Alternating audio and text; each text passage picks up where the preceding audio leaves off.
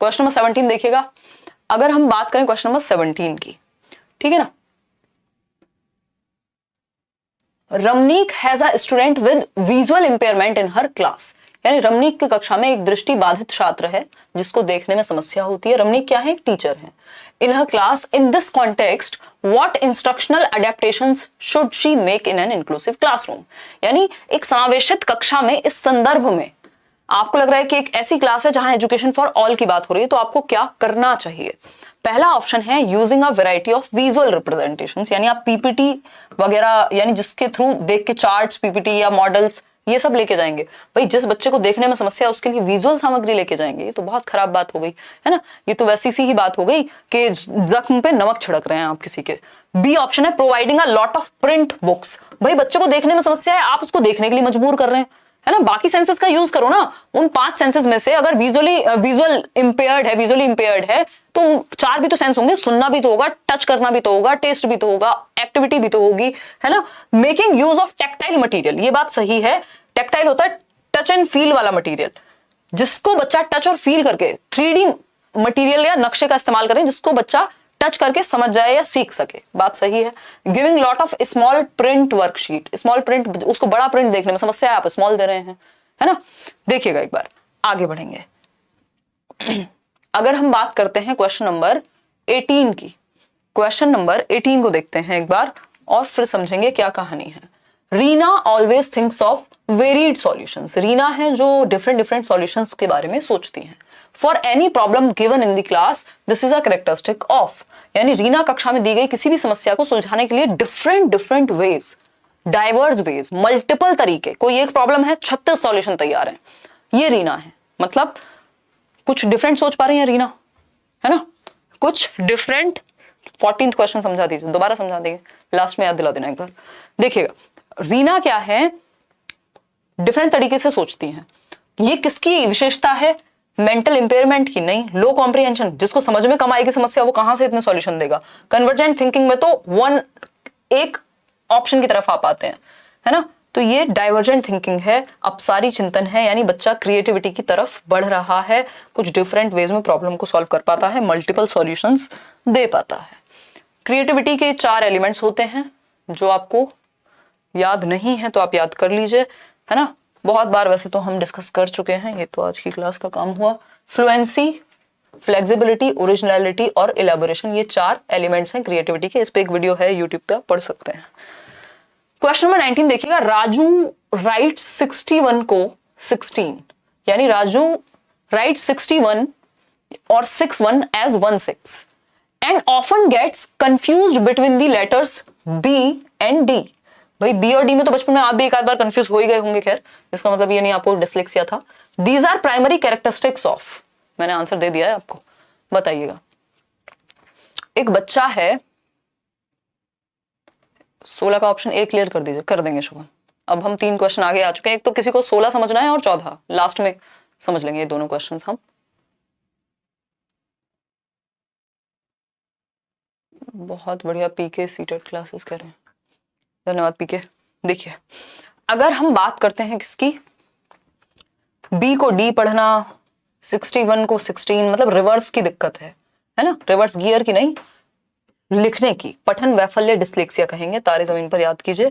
कोई learned helplessness नहीं है। लर्नेड हेल्पलेसनेस होती है कि आप इतनी बार फेल हुए हैं कहीं या किसी क्षेत्र में कि अब आपके अंदर एक सीखी हुई शैक्षिक असहायता पैदा हो गई है कि भैया अब मेरे से पेपर ये क्लियर हो ही नहीं सकता, या अब तो प्यार करने का कोई फायदा नहीं है क्योंकि 3 बार दिल टूट चुका है ना। तो ये लर्नेड हेल्पलेसनेस होती है कि आपके एक्सपीरियंसेस इतने खराब रहे हो कि आपने ऐसा सोच लिया कि मेरे साथ अब ये सही हो ही नहीं सकता, जबकि अगर आप डिफरेंट अप्रोच अपनाएं तो हो जाएगा, है ना। डिस्ग्राफिया होता है राइटिंग से संबंधित। ऑटिज्म स्पेक्ट्रम है, जो बच्चा सोशली ज्यादा घुलता मिलता नहीं है और अपने में रहेगा, दूसरा वो रेपिटेटिव बिहेवियर करेगा, ठीक है। Dyslexia was the right answer. आगे बढ़ेंगे, क्वेश्चन नंबर 20 देखिएगा।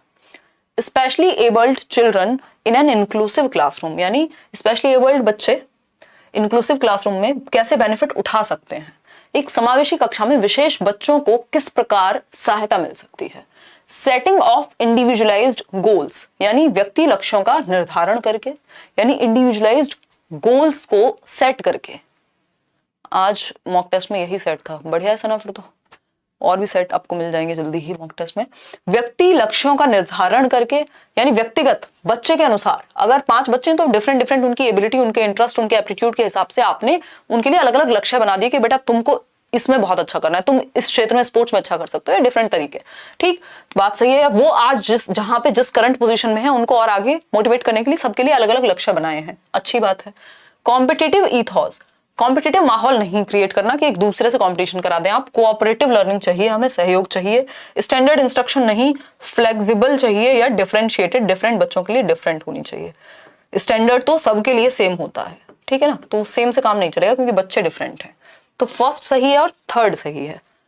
फर्स्ट और थर्ड कहीं दिख रहे हैं यहाँ? हाँ, ये है ऑप्शन सी। ये हमारे टाइपिस्ट जी से गलती हो गई है, उधर हिंदी वाली साइड सही लिखा है इन्होंने। फर्स्ट और third, C option is the right answer. ठीक, आगे बढ़ेंगे। क्वेश्चन नंबर 21 देखिएगा।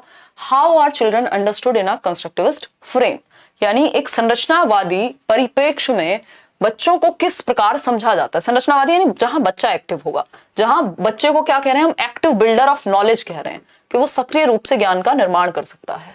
पहला ऑप्शन है पैसिव बीइंग, जब पहली ही बात हो गई बच्चा एक्टिव है, पैसिव कहां से हो गया, हट गया ऑप्शन। फिर आता है मिनिएचर अडल्ट्स, यानी एक होते हैं अडल्ट्स और दूसरे होते हैं उन्हीं का छोटा रूप जो बिल्कुल वैसे ही सोचते हैं, वैसे ही बोलते हैं, है ना। तो ऐसा तो नहीं होता, बच्चा डिफरेंट है, कोई छोटा रूप नहीं है कि आपका छोटा वर्जन है कि जैसे पापा बिहेव करते हैं वैसे वो छोटे वाला भी बिहेव करेगा, है ना।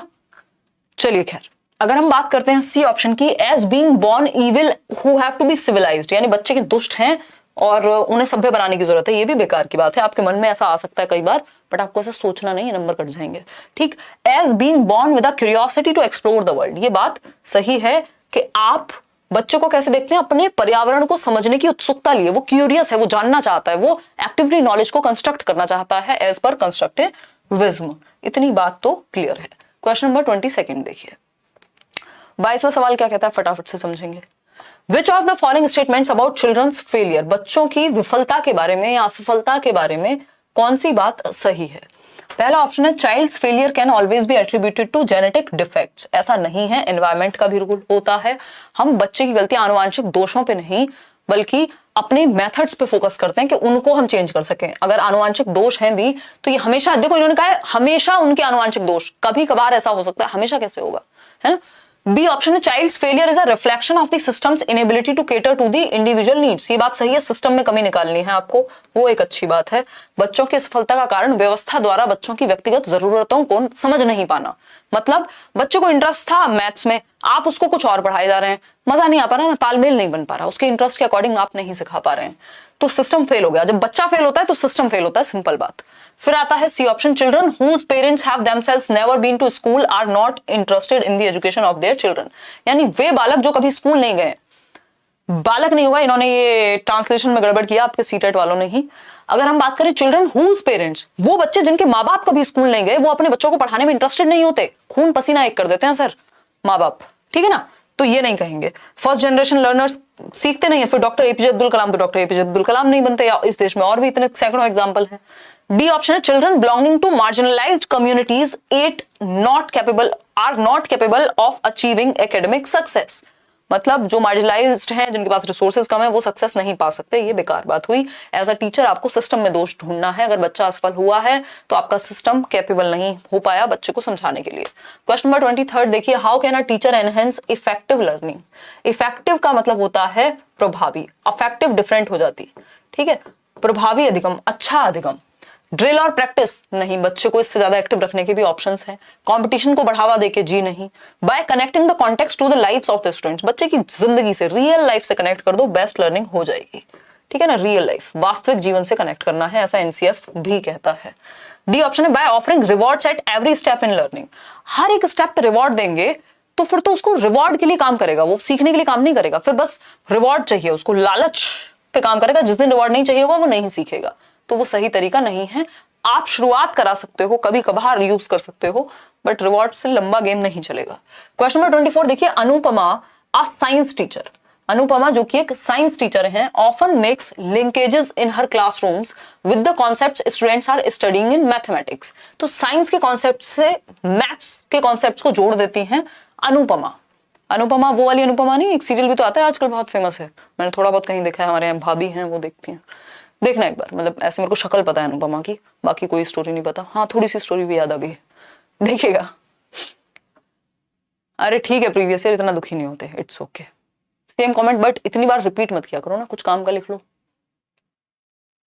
हाँ 19 में लेखन वैफल्य होगा, लिखने की बात हुई थी क्या? नहीं नहीं नहीं नहीं नहीं नहीं, लेखन वैफल्य में रिवर्स नहीं लिखता कोई बच्चा, इसको अभी समझाऊंगी मैं, अभी हम डिस्कस करेंगे, है ना। ये गलतफहमी आपको हो सकती है, समझ गई मैं, ऐसा कंफ्यूजन क्यों हुआ है आपको, उसका आंसर डिसलेक्सिया ही है, अभी बात करेंगे उस पर।